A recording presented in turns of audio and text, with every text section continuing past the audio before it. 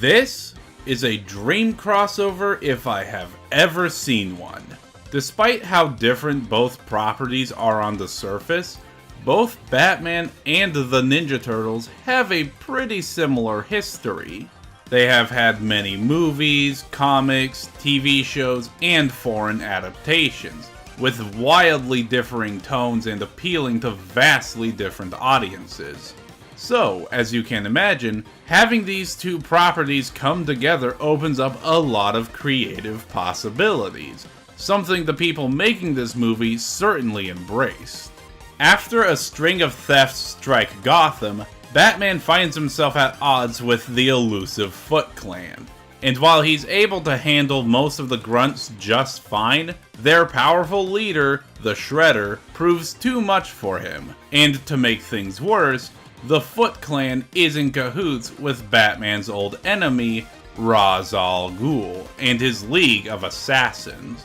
But, as luck would have it, the Shredder's own enemies have come to Gotham as well, the Teenage Mutant Ninja Turtles. While both parties are hostile towards each other at first, they both eventually agree to team up to defeat their common enemy, thus leading to an adventure full of ooze, mutants, action, and violence galore that both honors and makes fun of each other's series.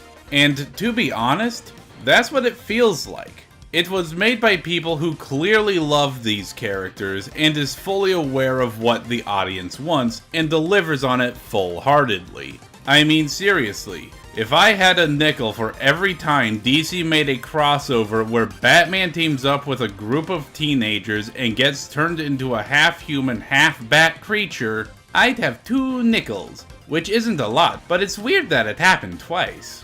It's a non-stop action fest that has a lot of really fun action, great setups, inventive scenarios, and all of that is topped off with some truly toe-curling moments. Yeah, little Billy may not want to see this movie, but this kind of imagery actually helps raise the stakes, as it shows that anyone can die.